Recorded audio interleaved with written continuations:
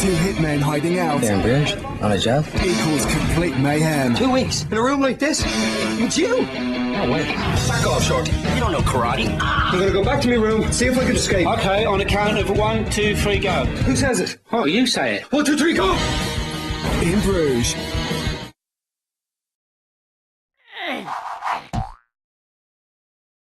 Regular watchers of the show will know that I love retro gaming, so it should come as no surprise that I was incredibly excited when Space Invaders Extreme, a 30th anniversary revamp of the old classic, turned up on my doorstep. Now it's available on DS and PSP, and I've been playing the DS version, so let's see if this modern take can live up to the status of the original. Well, the core gameplay is still there, with its hordes of pixelated aliens sidestepping their way back and forth across the screen towards your doom at an ever-increasing speed, but my goodness has it been repackaged nicely. The reason why, for me, Space Invaders earned its reputation as one of the greats was its sense of pace. I mean, it's a simple trick, but the increase in speed as the aliens get closer to you really gets the adrenaline pumping.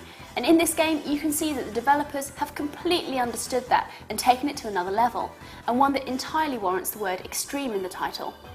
The formations have been made smaller and start off faster, which combined with a small screen keeps rounds nice and short, so working your way through a level, you're constantly facing new and refreshed groups, and so constantly facing that buzz as they threaten to reach you.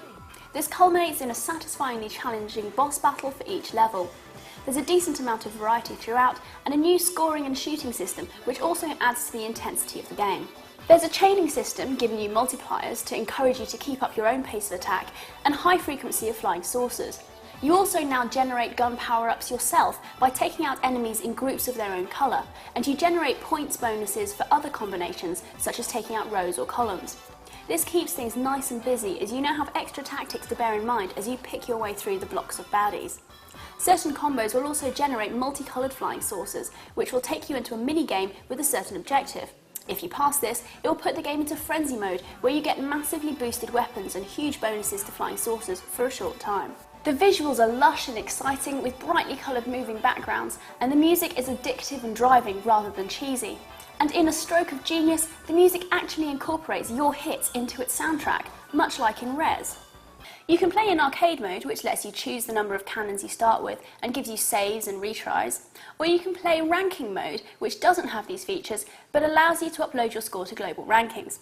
You can also play individual stages on varying difficulties, and multiplayer, which on the DS can be done locally without a second cartridge via download play or over the Wi-Fi network. There are also a variety of options, so you can turn off the moving background if that gets a bit much, and you can vary the gap between the two screens on the DS to suit you. And for those of you who are just as extreme about Space Invaders as the game itself is, there's also support on the DS for playing with the paddle peripheral available from Japan. Now, I always try to be balanced, but to be honest, I can't think of a single bad thing to say about this release. It's based around the simple but solid game mechanic which has stood the test of time, and has here been brought up to date in a glorious and addictive fashion. Its recommended retail price is 20 quid, and with places like Amazon selling it for considerably lower, you really can't go wrong. This is a 5-star game. Happy birthday, Space Invaders.